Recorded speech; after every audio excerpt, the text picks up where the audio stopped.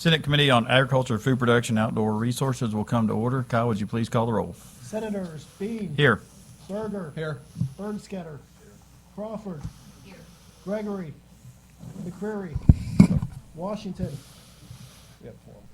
We have a quorum. I want to thank everybody for, I know some of you made a long trip up here this morning. Appreciate everybody being here. We're going to do an exec session. We're going to hear one bill. We will hear two bills today. So anyway, I make a motion that we go into executive session. Do I have a second? Have a second? All in favor, please say aye. Aye. All those opposed, nay. Motion carries. We're in executive session. We have one bill on the agenda for executive session. I make a motion to take up Senate Bill 1261. Do I have a second? Second. I have a second. All in favor, please say aye. Aye. All those opposed, nay. Motion carries. Bill's before the committee. This is Senator Hudson's bill that we heard last week, known as the Beginning Farmer Taxation Program Fix, or Tax Program Fix. The language that will be offered in the committee substitute is identical to the amendment that was adopted on the Senate floor on Monday to Senate Bill 994. So I have a Senate committee substitute, which is emailed to committee members on Tuesday afternoon. Is there any discussion? I now make a motion to adopt the Senate committee substitute. Have a second? Second. Have a second. All in favor, please say aye. Aye. Those opposed, nay. Motion carries. Senate committee substitutes is adopted. Any discussion on that? I now make a motion to vote Senate committee substitute Senate Bill 1261 out of committee. Do pass. Have a second? Second. Have a second. Any discussion? Kyle, please call the roll. Senators Bean. Aye. Berger. Aye. Bernsketter. Crawford. Aye. Gregory. McCreary. Washington. By your vote of 4-0, Senate committee substitute Senate Bill 1261 is voted out of committee. Do pass. I now make a motion to exit executive session. Do I have a second? Second. All those in favor, please say aye. Aye. Those opposed, nay. Motion carries. We are out of executive session. Like I said, we've got two bills on the agenda today. First up is Senate Bill 1058. Senator Coleman, whenever you are ready.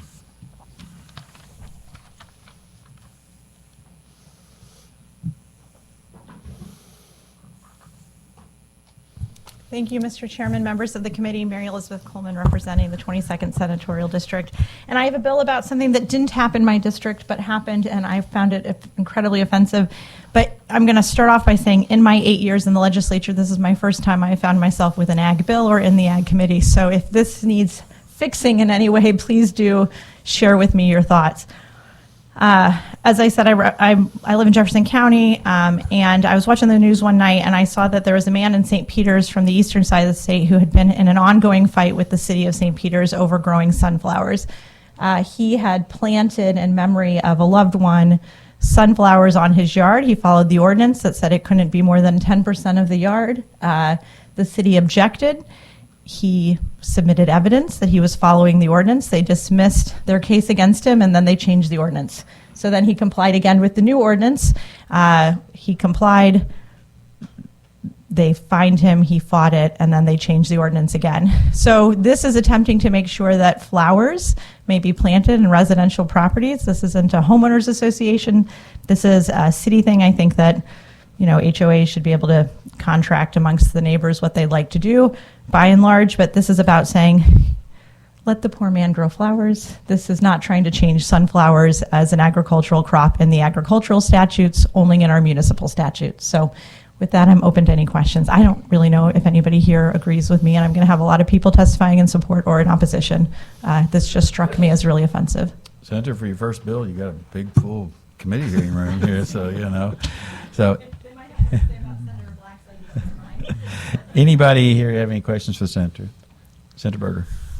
Thank you for coming forward this morning, but were the sunflowers blocking view of people driving, taking a turn corner or at a stop sign or anything like that? I don't think so. I think he was kind of grumpy and people didn't like him very much, and so they said he couldn't do this anymore.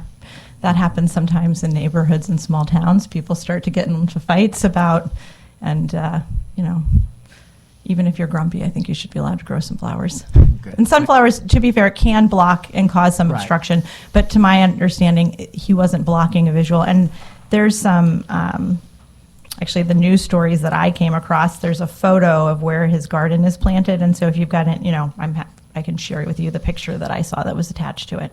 Okay, I thought maybe that might have been the issue, but thank you. Yeah, and again, I think that where, this isn't, if we need to say where things can't be grown, that makes sense, but not, this is a total ban on them being over a certain portion of the yard, and that seems, it's kind of like free speech. Place and time restrictions seem appropriate, total bans are not. Because a lot of times on the county roads in the rural part of Missouri, they'll have us cut our corn back so people can see to make the turn. Yeah. I didn't know. Yeah, we have that parts of Jeffco too, for Okay. sure. Thank you. Any further questions for the senator? Senator Bernskader. So was there a percentage of the yard, did you say, that? Yeah, initially, it was written several different ways, and then they just kept cutting it back and back and back, and then said, you can't grow these at all. So there's a total ban, it's not a percentage anymore? Right, because he Thank kept you. complying with the square footage of his lot. I mean, he was trying to comply with the ordinance, and then they just kept changing the ordinance. Okay, thank you. For the record, anytime I plant sunflowers, I'm everybody's best friend come dove season. But anyway, anybody here testify in favor of Senate Bill 1058? Seeing none, anybody here in opposition of Senate Bill 1058? Seeing none, is anybody here for informational purposes only? Seeing none, Senator, you have any closing comments? Thank you so much for the hearing. Thanks, sir. That will conclude the hearing on Senate Bill 1058. Next up is Senator Black with Senate Bill 883. I think he's on the way over.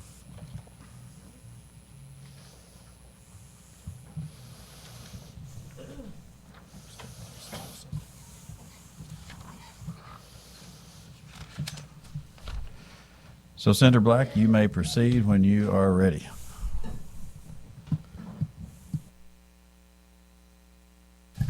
Thank you, Senator. Good thing we had a short Appropriations Committee meeting today. Good morning, everyone. Part of you I've seen already this morning. I bring before you Senate Bill 883, legislation that addresses a growing gap between Missouri statute and the realities of modern livestock production, particularly in advanced reproductive technologies such as embryo transfer and in vitro fertilization. In the coming years, all-time highs in cattle markets will continue driving producers towards advanced genetics and production of beef in Missouri, with the smallest cattle inventory recorded in recent history that we need to work on. In turn, livestock production will continue to rely more heavily on advanced breeding techniques, data-driven breeding decisions, and reproductive technologies that allow producers to do more with fewer resources. Missouri's Veterinary Practice Act has not been substantially updated in this area for more than 30 years.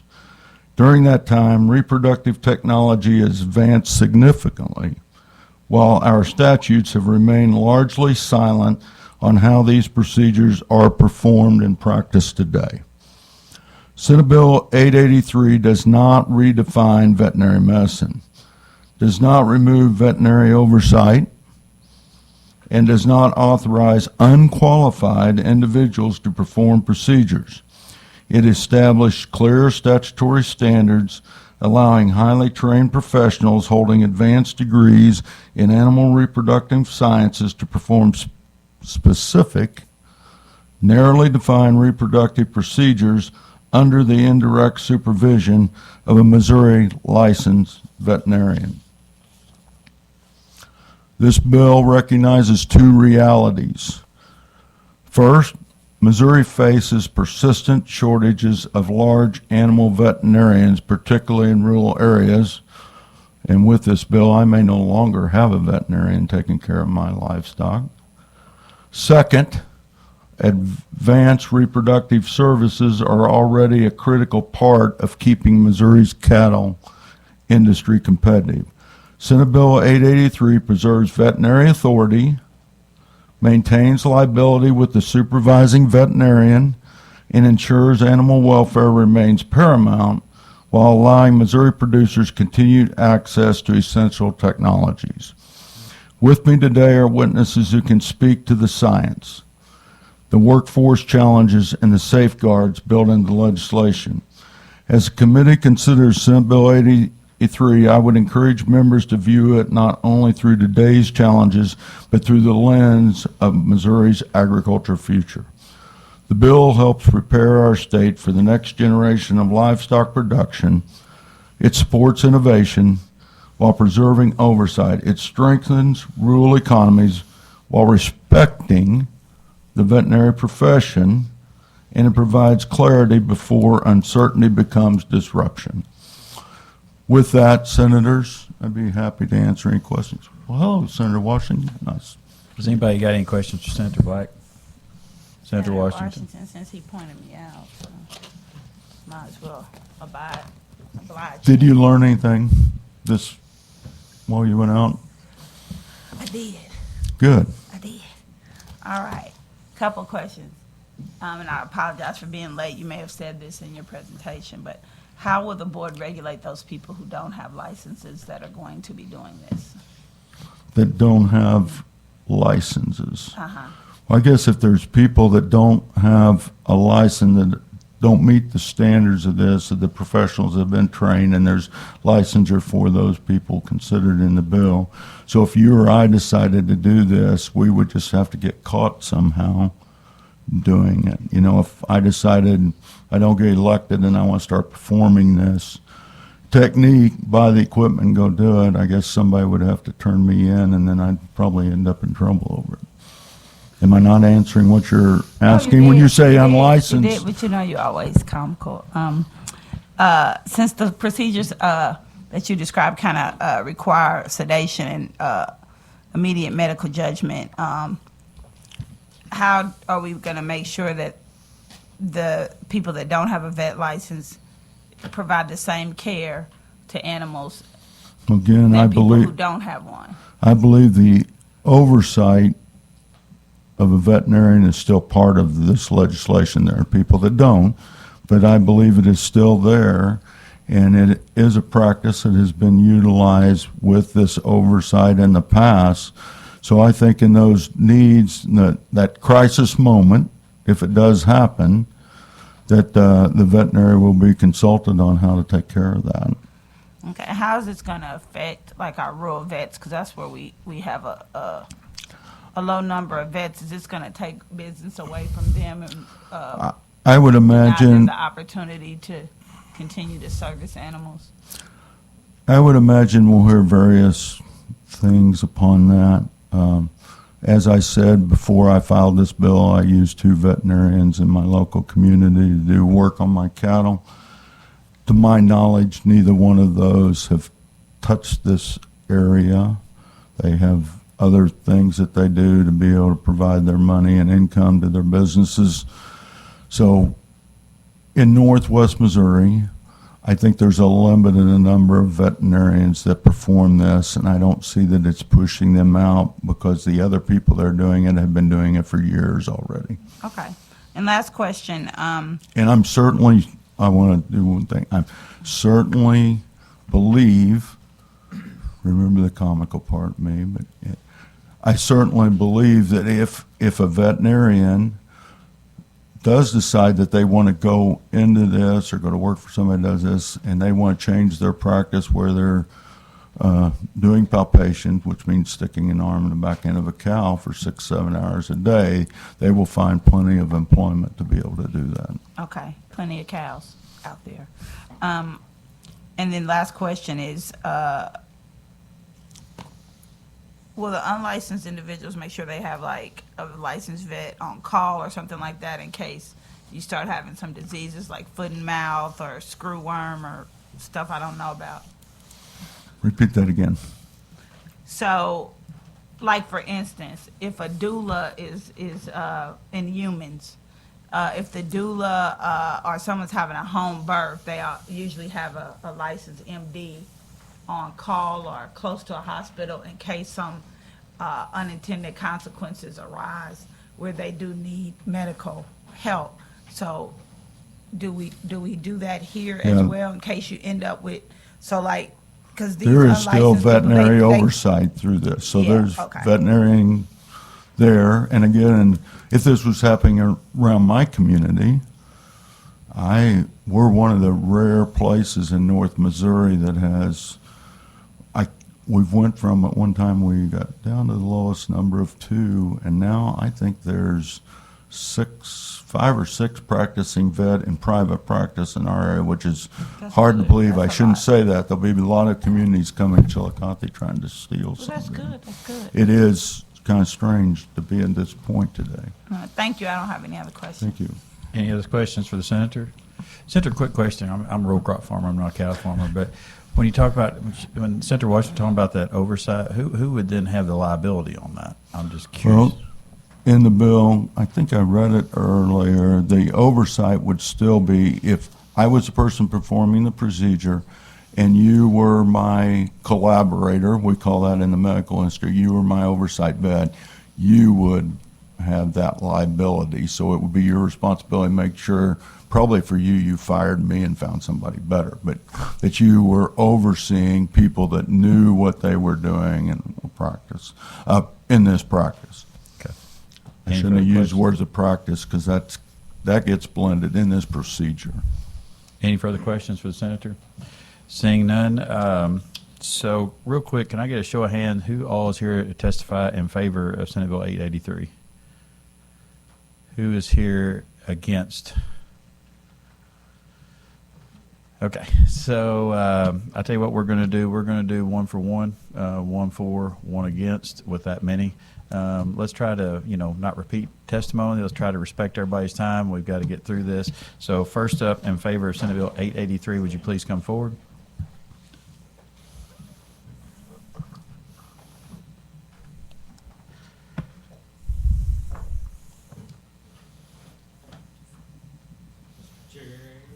Mr. Chairman, members of the committee, Mike Deering, Missouri Cattlemen's Association.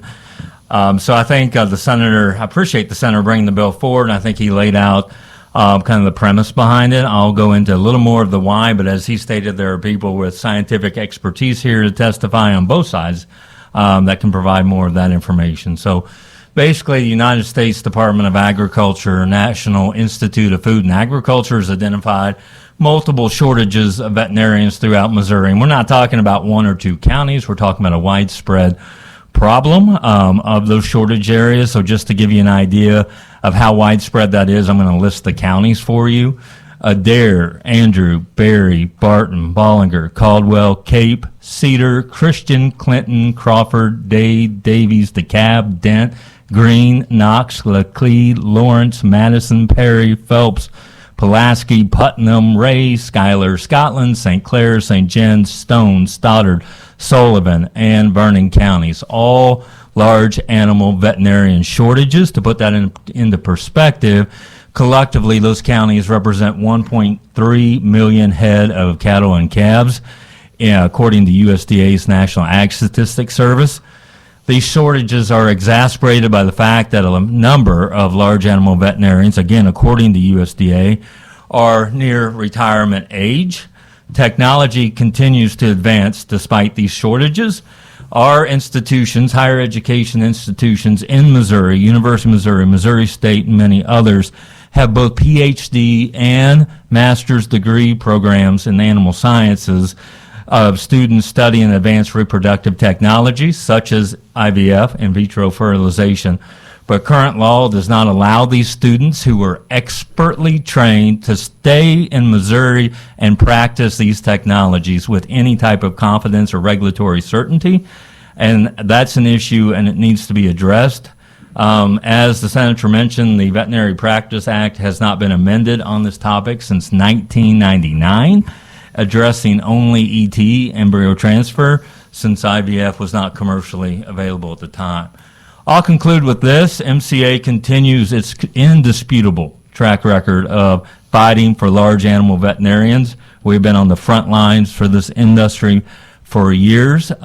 This was never intended and never should be an us versus them issue, and it's saddening if anyone wants to try to make it that way.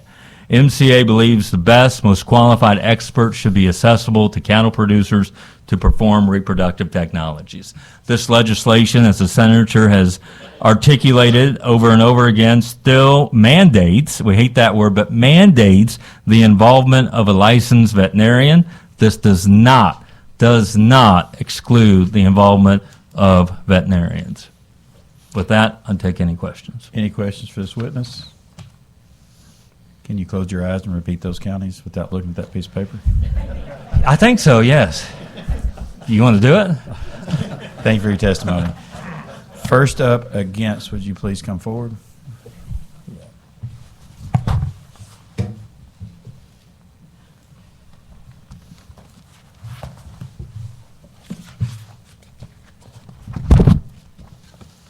Good morning. I am Dr. Cliff Miller. I'm the legislative chairman for the Missouri Veterinary Medical Association, and I've been a mixed animal practitioner for the entirety of this century, actually. Despite what our friends, and I mean that, friends in agriculture say about Senate Bill 883, it is a flawed bill, and I will highlight some glaring problems today.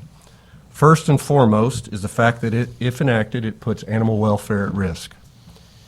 Despite what you have heard from the supporters, these advanced reproductive procedures are not benign, and they are not simple, and they do pose real risk to the patients if complications occur.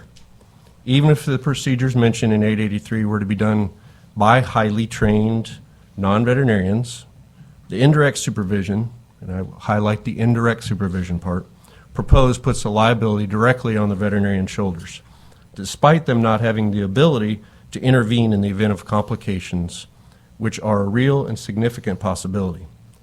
In addition to the liability aspect, despite what you have heard, it is absolutely essential that these procedures are done humanely, and they often need help in regards to sedation drugs or anesthesia.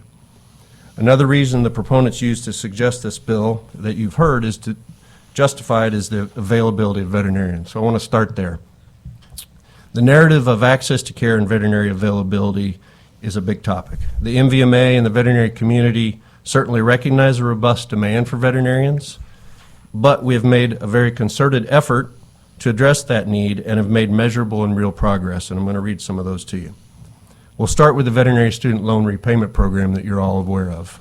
Recently, that has increased from 6 to 12 students or recipients, and we've continued to have more applicants than we've had positions available. In fact, the last 3 years, we've had a running average of 30 applicants for those 12 spots.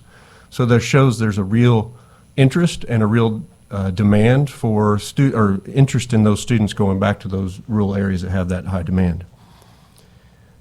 The next thing is the recognition by the University of Missouri Vet School that we need to accept more in-state students. That has been a problem in the past where we had a much higher percentage of out-of-state students than in, and because of their recognition, because of advocacy to fight that, they've had a complete about-face, and now we've had a trend of 3-to-1 in-state to out-of-state students for several years running. Now, the most new recommendation is that the dean has proposed a production animal medicine unit. So we have a concerted effort to meet those needs and change the way we're training those students. And in particular within that department or within that new program would be theriogenology track, which would be a veterinarian that has advanced specialties in these reproductive techniques that we've discussed.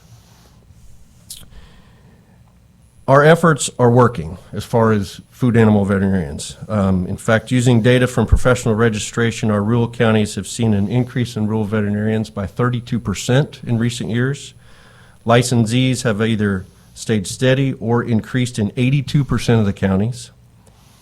And as Mr. Deering mentioned, the USDA shortage map, 33 counties, if you were counting how many he listed off. Of those 33 counties, 2 of those counties have seen increased populations and veterinary loss.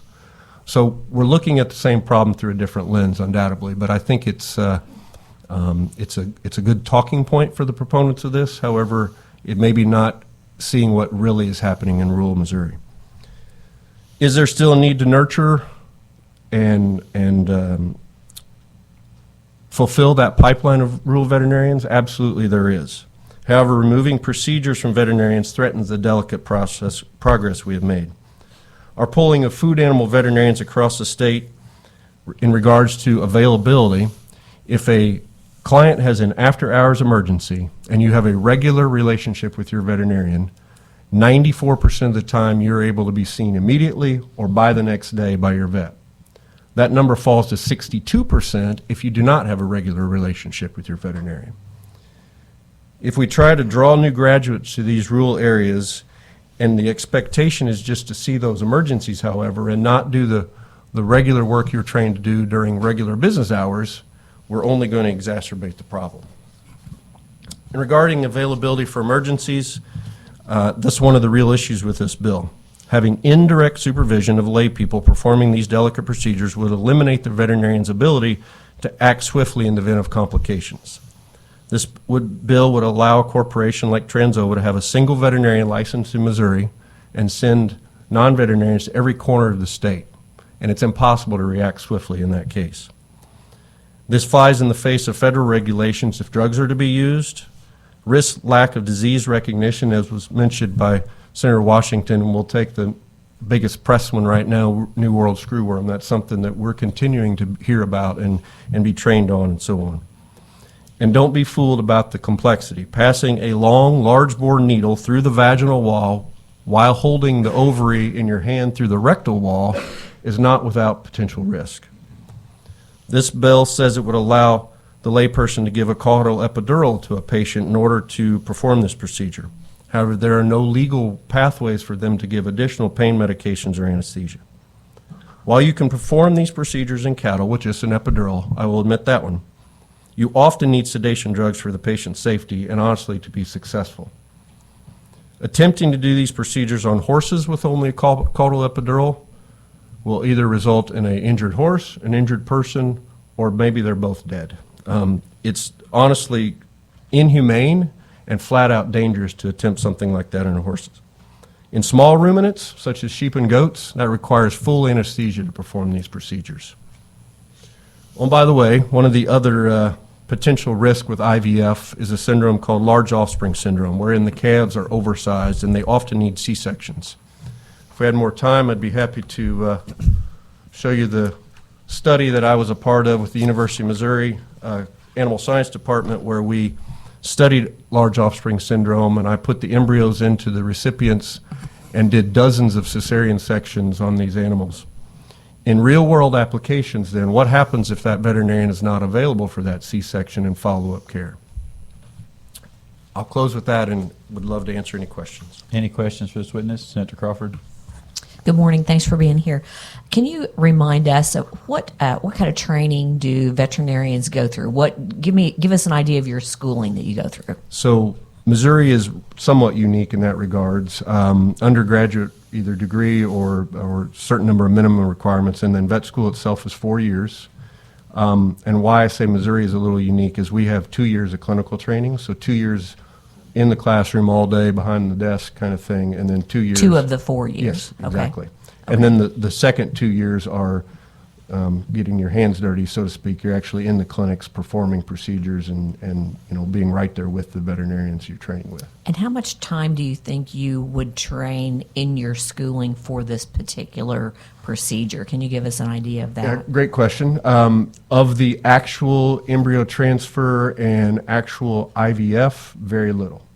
That's almost exclusively advanced training, either postgraduate or through your clinical. Now, as I mentioned, the production animal medicine unit that the dean has proposed would have a theriogenologist on staff and actually a residency program where you would have that further advanced degree. University of Missouri for years and years had theriogenology, and that kind of faded away, and they've recognized that that's a need that we need to get back into Missouri. And then last question, if we pass this bill, it looks like there has to be veterinarian supervision. So could you control that by simply not doing the supervision? Just curious. I think in reality, if there is an opportunity for a company to do something, it would happen one way or the other. So I'm not sure how. I could personally say, no, I'm not supervising, but there. You think there'll be a way There is a around way. it? Okay. These companies have a veterinarian on staff. Even if they're not technically supervising, it would still happen. Okay. Thank you. Any further questions for this witness? I do have a question. So, looking forward, do you see a pathway here where we have compromise on this issue? What's your opinion on that? Yeah, I think there's I think there's a pathway for some compromise. I think and perhaps the reason we haven't heard from opposition here is that they know the kind of the red lines that we're dealing with, and animal welfare absolutely is a red line we can't cross. And then this liability being placed solely on the veterinarian's shoulders, because the reality is, and Senator Washington, you ask about licensees. We're the only ones with a license at risk here. So if something goes wrong, and let's say this person I'm indirectly supervising has a mishap, and they're 3 hours away from me, that's probably a dead animal that I can't respond to. Despite being able to get on the phone and say, well, here's what needs to be done, they can't legally do some of these things that might need to be done. So I think the indirect supervision is a real sticking point for ever having any kind of compromise, and especially when we're talking about an invasive procedure like ultrasound-guided oocyte aspiration. Thank you, Dr. Miller. Any further questions? Senator Washington. Hi, Dr. Miller. Thank you for coming. I just have one quick question. You just said that you might be 3 hours away and something may happen that they can't legally do. I understand they can't legally do it, but it sounds like from Mr. Deering that some of these folks actually may be vet students or getting their masters or whatever the case may be. Are they capable of doing it even though they don't have the license to do it? Well, I'll use I can braid hair, but you wouldn't want me to, but I'm not going to have a license, but I can braid your hair, so. Well, there may be some capabilities. Not yours. Right. Senator Bernskatter wanted me to point that out. There may be a knowledge base in some of their anatomy training and so on, but I'll use the instance of an ovarian aspiration where you hit an artery and you have an ovarian bleed. There's no way that these people can legally then perform that abdominal surgery and be able to tie off a vessel, or what happens if there's a rectal wall tear. They can't do those things. I understand legally they can't, but I'm saying, do they have the skill set, I guess is what I'm trying to say. I'm very confident that the PhD in reproductive physiology has never had training in surgical. Yeah, and they can't use the drugs necessary to do it humanely. Okay. All right, thank you. Yep. All right. Thank you for your testimony. My pleasure. Hey, Senator Washington, it's just like barbecue. We can cook at the boot hill, but you get out there, Kansas City. Nope, can't do it. Next up in favor of Senate Bill 883, please come forward.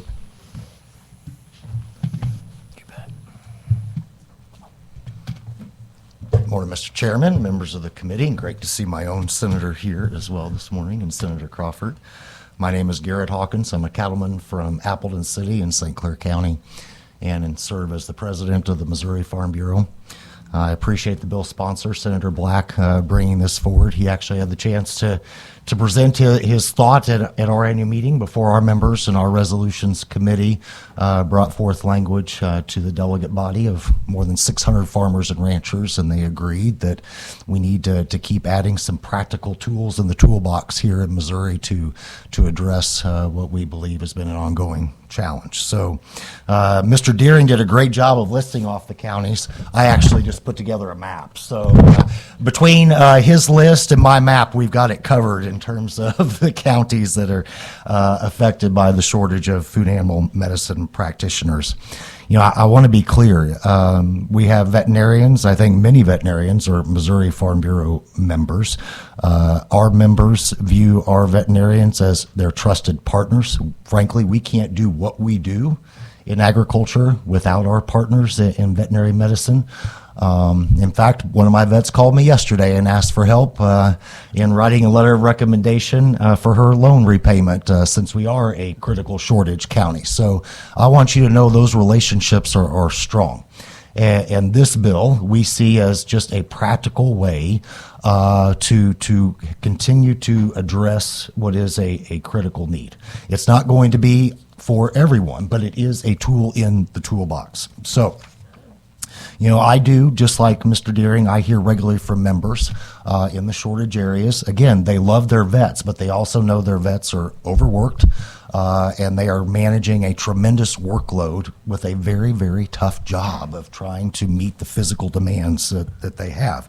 So, as you look at this bill, you know, we see it as a way for veterinarians who are interested to expand their practice by having someone that is licensed to do this work. You know, you think about how a veterinarian serves its area or his or her area, like they should have the choice if they want to have a person like this on staff to add to the suite of services that they provide. And that's the way I see it. I almost see it as an entrepreneurial type thing. So that's why we are excited as, again, putting another tool in the toolbox, providing some flexibility here that we believe is reasonable. And again, I think this bill is going to take additional conversation to get there. So I will say again, we support maintaining high standards. Missouri is known across the country for high standards. In fact, our standards are so high that when my team did the research, of all livestock producing states, we are the most restrictive in terms of the Vet Med Practices Act, meaning other states have more flexibility for folks that are serving under indirect supervision under veterinarians and how they're serving their clientele. So the question is why? Why can't we in Missouri take a modern look at the challenge and with the help of our trusted veterinarians figure out a way to help continue to meet the need? That's the question that we have. To the point about the University of Missouri, yes, I finally feel like we're making progress. The new dean, I support his vision. He recognizes that food animal medicine, that we have to do more to invest in that area, and I see it, I feel it. But frankly, I think many of us know that Mizzou was behind the ball for a long time, and now we're trying to play catch up. So, but again, they're moving in the right direction. So, finally, just on the liability side, you know, maybe I have a unique perspective that within the business side of Farm Bureau, we actually help a number of veterinarians with business owners coverage as well as medical malpractice coverage. So we do have a little bit of a unique perspective that we are actually working with veterinarians who are Farm Bureau members to help meet the challenges that they have in terms of maintaining protection for their businesses as well as how they look at malpractice. So just a unique perspective there. So that's all I have to say, Mr. Chairman. Again, appreciate Senator Black bringing it forward. These conversations, while difficult, are important as we figure out how we continue to position Missouri's livestock industry for the future. So be happy to answer any questions. Any questions for this witness, Senator Berger? Thank you for being here this morning and your testimony. How is the veterinarian shortage determined? Pardon? How is the veterinarian shortage determined? This chart? Yes. Oh, it's so actually Dr. Struberg, the state veterinarian, submits information to USDA, to the National Institute for Food and Agriculture, and based on his recommendations, then USDA updates their website to show which counties are shortage counties for food animal medicine. So it would be a reference from amount of animals in a county to the amount of veterinarians in the county? Is that the way they determine that? That would be my understanding, yes, sir. Okay, thank you. Any further questions for this witness? Seeing none, thank you for your Okay, testimony. thank you. Next up against, please come forward.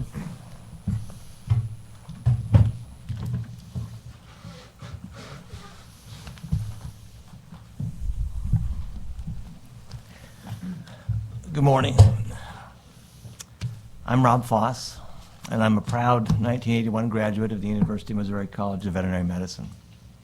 Now, I grew up on a farrow-to-finish hog farm in northeast Missouri. My father, my dad,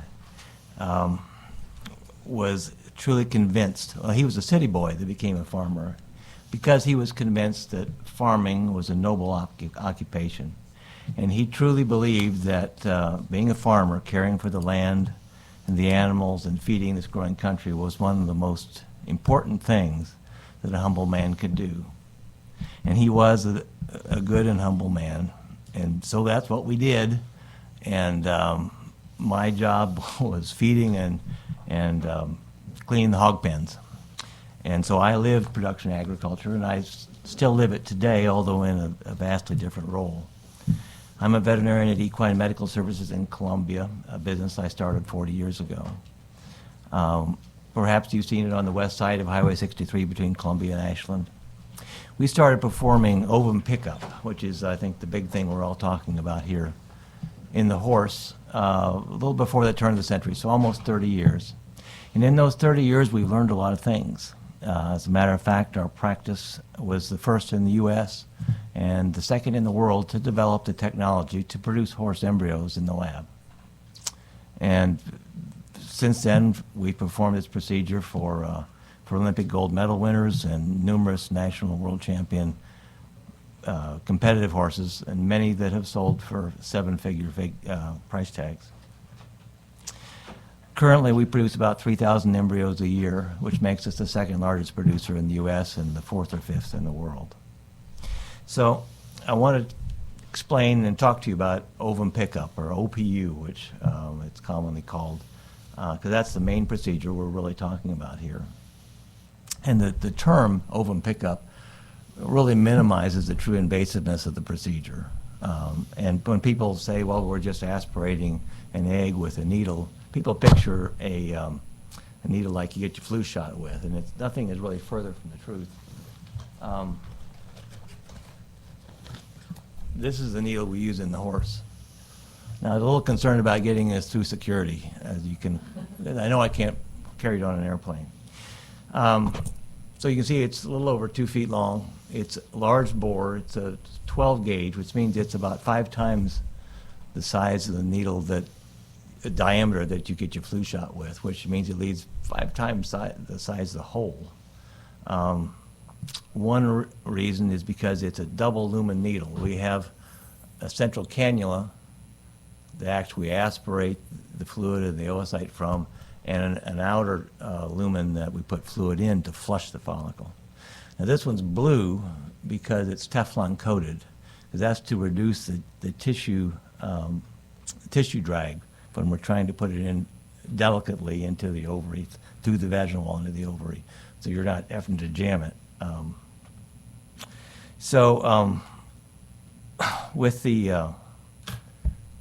With the committee's indulgence, may I stand and do a little virtual demo? So the procedure, let's say I'm a veterinarian, which I am, and I'm standing behind a horse, or the south side of a northbound horse, and she'll be standing in stocks in front of me, which are basically 4 poles with sides and a door in front. I'll have a skilled horseman, or in our case, a horsewoman, handling the mare. And at this point, the mare will be profoundly sedated. Sedated so much that she can barely stand, and if you had some reason to slap her up the side of the head, she probably will only blink, if that. And that profound sedation is necessary. And on my left, we'll have a high-definition ultrasound. I'll have a technician that's skilled in reading the ultrasound, and that technician will administer the suction, the aspiration, and also control the fluid flow in and out of the follicle. And the fluid will be a body temperature, basically primitive cell culture medium, spiked with heparin. And it's got heparin in it because to block blood clotting and all the bloody fluid that we're going to get back. And so I'll have an ultrasound probe, which is on a transvaginal guide. And this will, this of course will be hooked to the ultrasound. The needle goes through it, and the ultrasound is pointed up at the needle so you can see what you're skewering on the screen. And so I will pass this probe and the needle vaginally all the way up past the cervix to the anterior vaginal wall, take my hand out of the vagina, put it in through the rectum. And this is the first place of real danger in the horse, because the horse's rectal wall is prone to tearing, basically to rupture if you stretch too much or even with excessive contractions. And so if that happens, of course, fecal material goes right into the abdomen, and without heroic surgical treatment, the horse is a goner. So once I go in, this tendency for rectal tearing is exacerbated, because the first thing I have to do is reach over the uterus, all the way to the lateral body wall and grasp the ovary. And the ovary is connected to the lateral abdominal wall by a ligament that contains blood vessels. But I have to move that abdominal organ all the way over to the center where the opposing the ultrasound probe and needle. And I've got to stabilize that there and then guide the needle into each follicle successively. And these are tiny follicles. They're 5 millimeters to 20 millimeters. So it's fairly delicate, and you've got to really hold it firmly and hope your horse isn't moving. Because you can imagine a sharp needle inside the abdomen. A horse can do all kinds of damage in untoward circumstances. You can lacerate a blood vessel, you can puncture a bowel, you can puncture your hand through the rectum, all kinds of potential things that can happen. So we do have complications, and they do occur occasionally. And of course, they include peritonitis, infection of the abdominal cavity, ovarian abscesses, acute hemorrhage, things like that. Also, those more frequent or post-operative complications, some fever and some anemia, colic, things like that.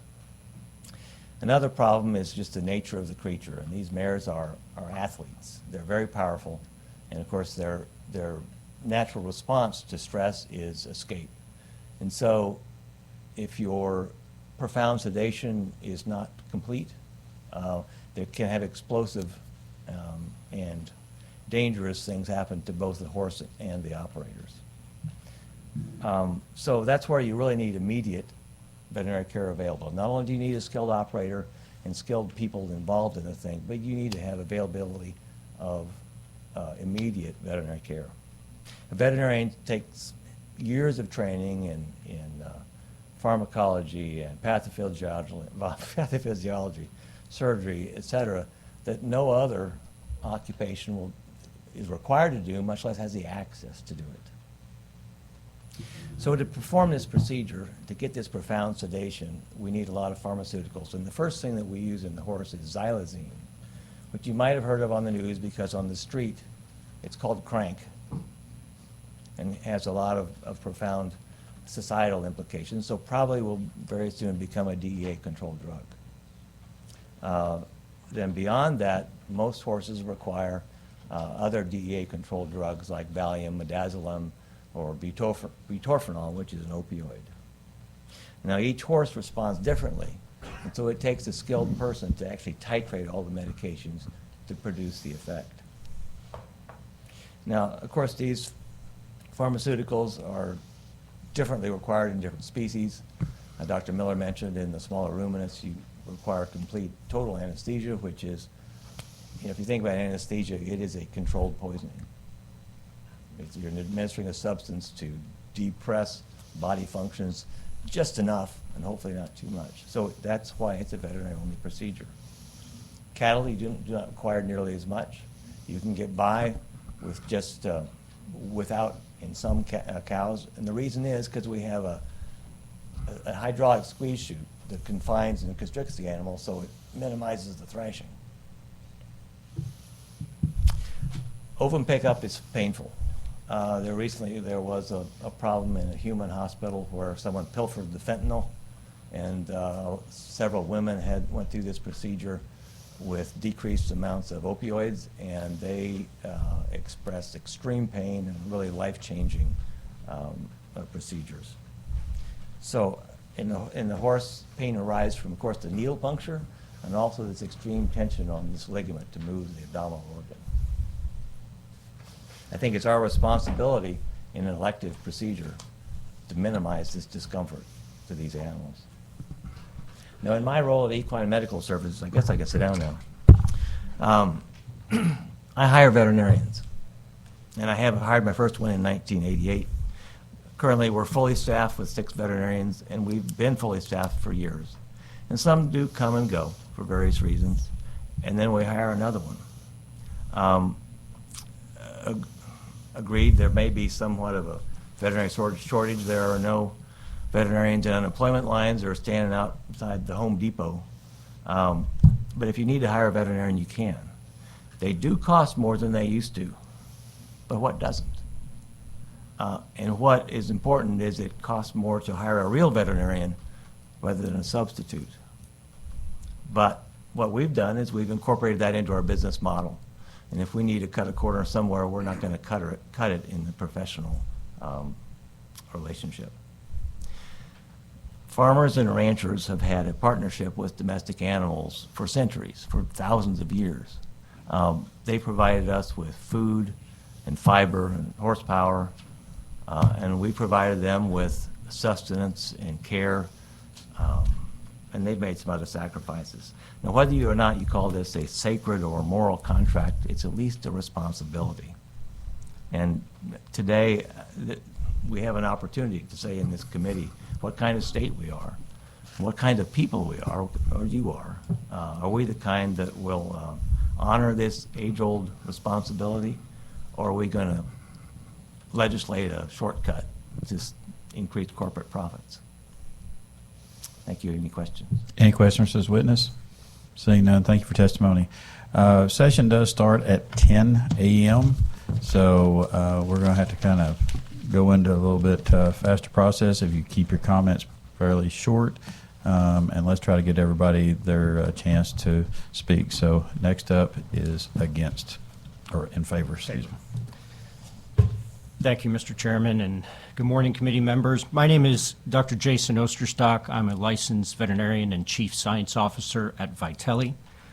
I have practiced veterinary medicine both in the private sector and as a faculty member at Texas A&M University, and have been responsible for training many veterinary students during my career. I'm also a member of the reproduction committee for the American Association of Bovine Practitioners. Cattle producers across the United States, including Missouri, are increasingly applying advanced reproductive technologies to amplify desirable genetics, enhance reproductive efficiency, and compete globally. These are not boutique services or niche. These are increasingly foundational technologies that are critical to efficiently building productive, efficient, profitable, and sustainable cattle herds.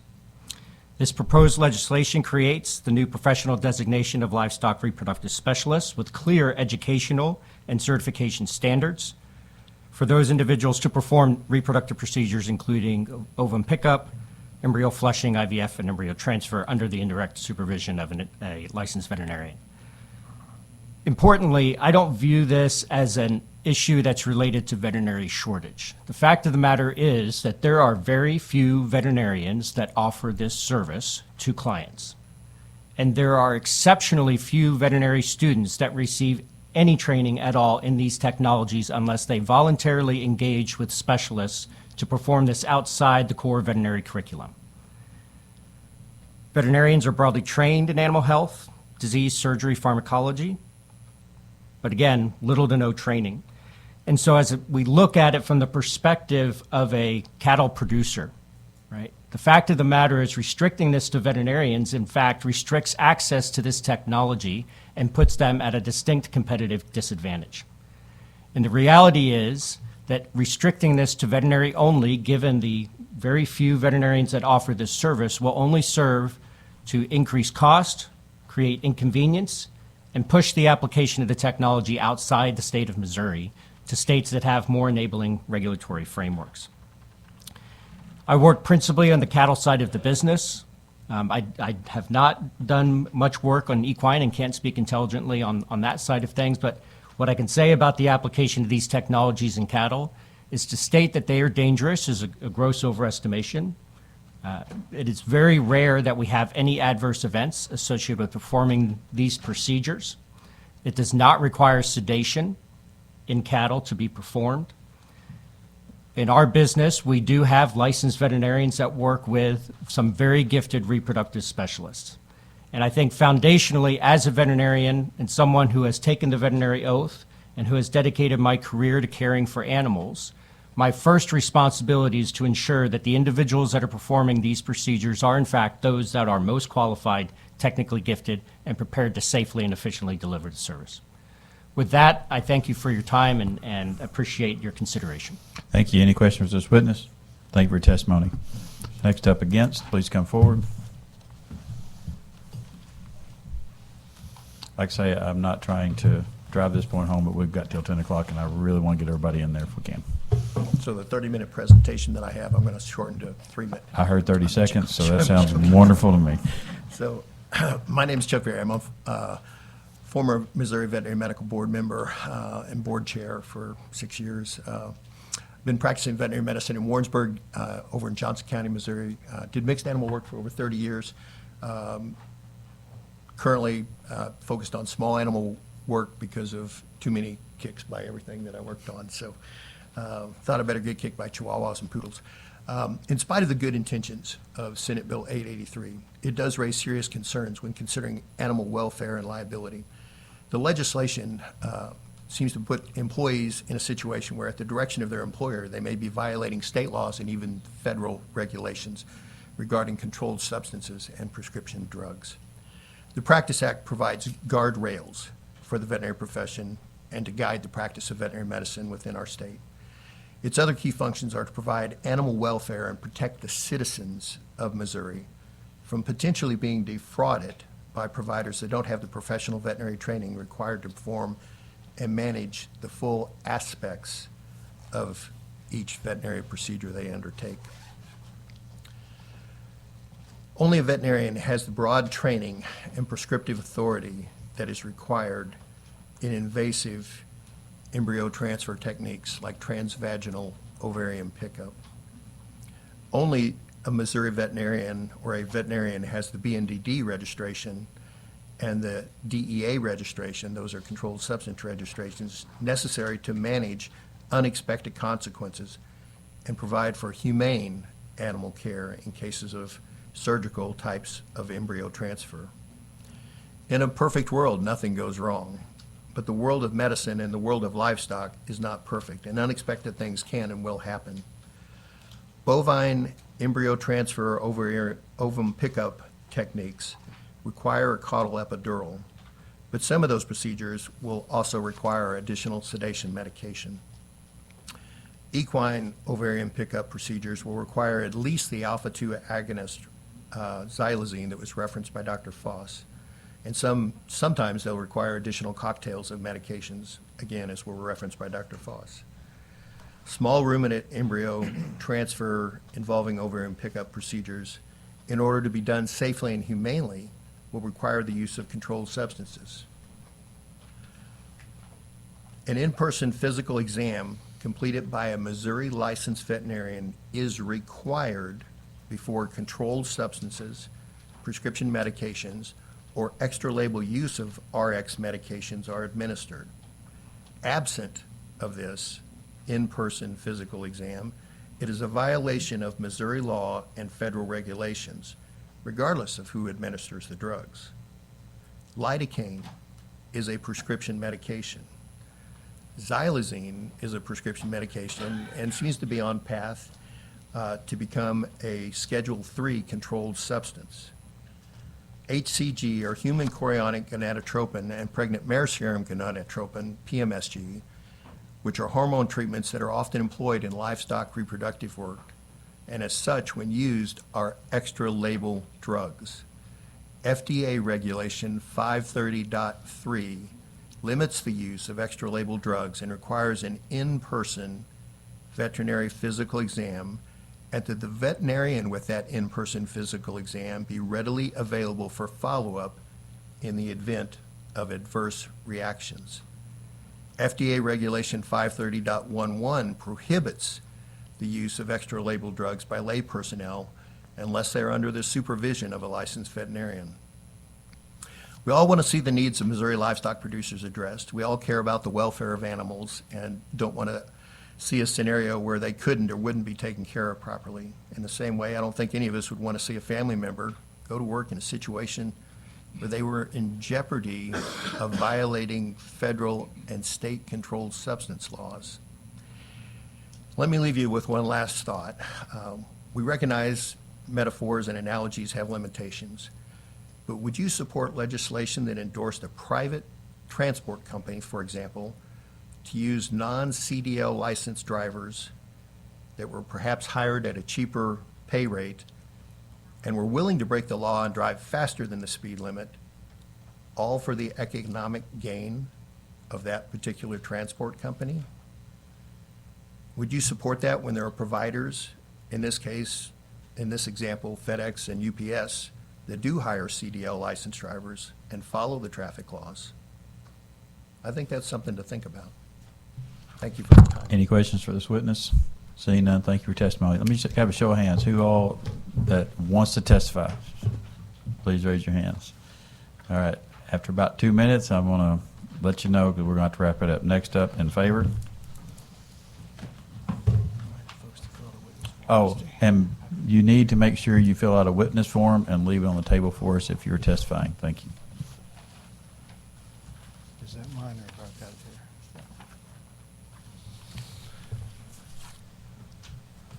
here? Hello, members of the Senate. My name is Ben Eggers. I manage side and stricker genetics at Mexico, Missouri. We've been doing, I guess, some experimentation with IVF for some 30, 35 years. Seriously doing it for the last 15 years, doing about 50 cows per year. Just FYI, in our case, we have had one cow that we thought might have died as a result of the procedure. She deceased just 2 or 3 days after the procedure. We did not post her. She was a good cow, but I wasn't. We knew there was risk when we started it, and we have done. Say that's been 12 years ago, so we've done 600 IVF procedures since then with never an issue. Embryo transfer, both conventional and IVF, is a major role in the seed stock sector. Missouri's maybe the leading seed stock state. We're darn sure near the top in cow-calf production and in density and in feeder calf production. So we think it's very important then in the seed stock sector to supply the right kind of cattle to those commercial producers. Any questions? Any questions for this witness? Seeing none, thank you for your testimony, and thank you for being respectful of everybody's time. Next up, against.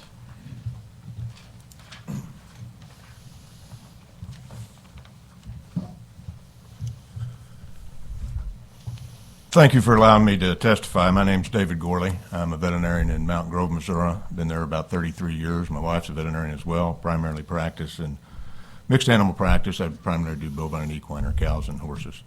Past president of the Missouri Veterinary Medical Association and served on the Missouri Veterinary Medical Board, which is the licensing board from 2005 to 2019. Chaired that board for 7 years. Senator Black, you're a good man, but I don't agree with your bill. Okay. And I wish we had. I think you're on my list to call sometime, Yeah, right? For right. Darren. And I know Do you're I in. still have Darren as a vet? Or You do. is he You do. I talked to him no today. longer take Matter of care fact. me? Okay. There's some real problems with this bill, and I think even if you don't understand all the technicality, you can understand that the liability issue on the veterinarian is onerous at best. The Missouri Veterinary Practice Act was not written to protect veterinarians. It was written to protect the public and the animals that we serve. Under those we have strict licensure requirements, and not only is the veterinarian the only licensed person that's in your bill, and not only do they have to carry a Missouri veterinary license with the livestock, which includes all the other species, we have to have a DEA license and a BNDD license, which are both for narcotics. Family and medical business. Human. You bet. And so the problem is that we are the ones that are solely responsible for those licenses. And under indirect supervision, which means the veterinarian does not need to be on site, but needs to be readily available, I think it is virtually impossible for us to perform that task and meet the responsibilities of our licensure under any supervision, really. And as we've testified that, a lot of people have said that OPU, the procedure that Dr. Foss talked about, is not defined as surgery. I can't find anywhere where it says it's not surgery. What we define it as is a minimally invasive technique. we do think it's surgical, and under our own Practice Act, surgery has to be performed by a veterinarian. So, in closing, there's a lot of issues that need to be discussed, and we would like to have a seat at the table if that ever comes up again. Thank you for your testimony. Any questions for this witness? Seeing none, next up in favor of.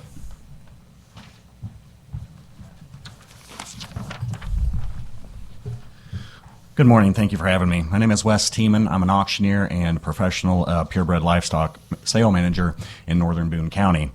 I conduct sales all across the country, but bulk of those I do in Missouri. In 2025, I conducted 61 purebred sales. In that time, I watched $48 million worth of cattle come in front of my auction block. We were talking about whether this is an animal safety issue or whether this is an economic issue. From my experience, this is not an animal safety issue, but very much so an economic issue. The economic impact ET has on purebred producers in this state is astronomical. Of the sales that I do, 20 to 55% of the cattle that we sell are results of ET. Some of the sales I do are upwards of 70%. That goes without saying that the highest priced cattle that we sell are those that are from embryo transfer, and those that make the greatest genetic improvement and impact are obviously ET animals. In my estimation, this would be an economic travesty for these purebred producers in the state if we take away the ability for the most skilled and the most proficient people in the ET business to do our work for us. We would lose serious genetic progress and revenue overnight, and the best in the business would be taken out of the field. In closing, to make a comparison, I am a college graduate. While I was working on animal sciences, I took a 2-week design course in Adobe Suites. I use it about twice a year to see if I'm any good at it still. I am not. The technology I learned on in college 20 years ago is obsolete. The economic incentive for me to option this for my clients is silly at best. So I hired a girl that was straight out of high school to do my advertising. She's the best in the business. She's the best in the world. Not because she took a college course for it, not because she takes continuing ed credit. It's because she does 10 to 15 ads every single day. It's muscle memory to her. Those are the best in the business. I don't want to take her away because she did not have an acronym behind her name. So the exact same thing can be applied for those who do ET work in this great state. They're the best in the business because they do the work every day. Thank you. Thank you for your testimony. Any questions for this witness? Once again, thank you again. Next up against, please come forward.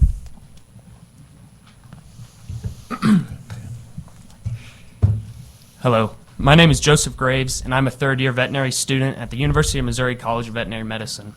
I'm from Edgerton, Missouri, which is in northeast Platte County, and I intend to practice large animal medicine upon graduation to aid rural producers in our state. I oppose Senate Bill 883 because it limits the scope of large animal veterinary medicine and discourages future students from practicing production animal medicine in our state.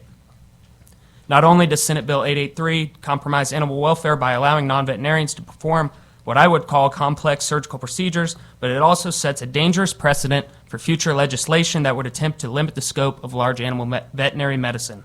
With the creation of a new role termed the livestock veterinary specialist, this bill opens the door for any future legislation that would reduce the scope of large animal veterinary medicine. Many other students and I are spending 4 years in veterinary school to learn how to serve cattle producers in the state of Missouri.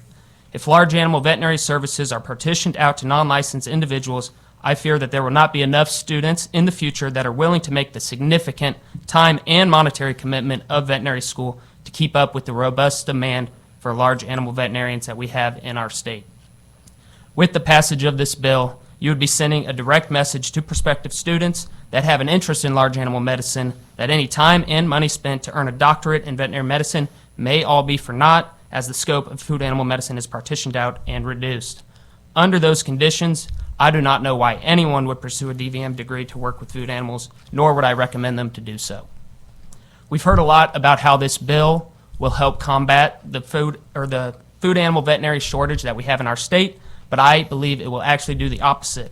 There are many veterinary students in my class and the classes above and below me that intend to practice large animal veterinary medicine in the state of Missouri. The passage of this bill undermines all their hard work to pursue a doctorate in veterinary medicine and will discourage them from practicing large animal veterinary medicine in our state. I fear this bill will actually ultimately cause an exodus of young food animal veterinarians from our state as they search for better opportunities to practice elsewhere. Thank you very much for your time. Any questions for this witness? Seeing none, thank you for your testimony. Next up in favor.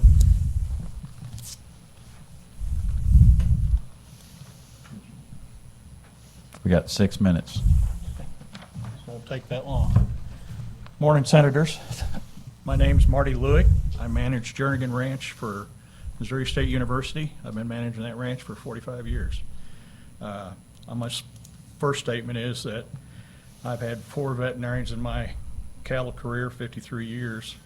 Every one of them the most important person that I work with. Helps with my herd health, everything, and I have many good conversations with them. I think this is something here when we talk about using someone outside being a veterinarian, that repetition of practice makes them good. So if you're in the south side of a cow with your arm up and you know what's going on in there, you're going to have the ability to do things just like a veterinarian can. Do we need to do it without the veterinarians? I think we need to have some oversight. But I think using the people that have got talents, I think it'd be really important.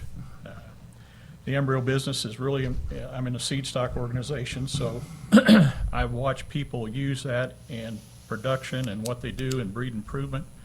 And it's really improved, it's really improved the breed of cattle. And I'm talking about all breeds. Everybody uses it.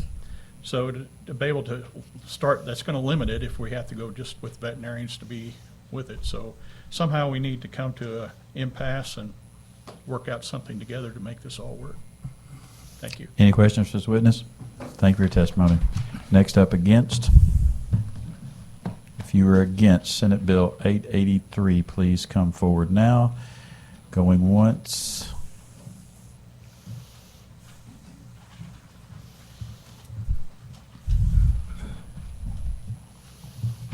My name is Maggie Massey. I'm a large animal veterinarian who specifically went to vet school to do the advanced cattle reproduction, so OPUs, embryo transfer, exactly what we're talking about today. I just want to hit on a few things that it requires diagnosis, clinical judgment, and rapid response when something does go wrong and prior to these OPUs. So you have to have a VCPR to get the medications to give to these animals prior to the OPU in general. So even though there was a discussion of not needing sedation for every cow that has an 18 gauge 3-inch needle stuck through their vaginal wall, I just don't agree with that. But before that, we still need a VCPR for the medications that are given prior.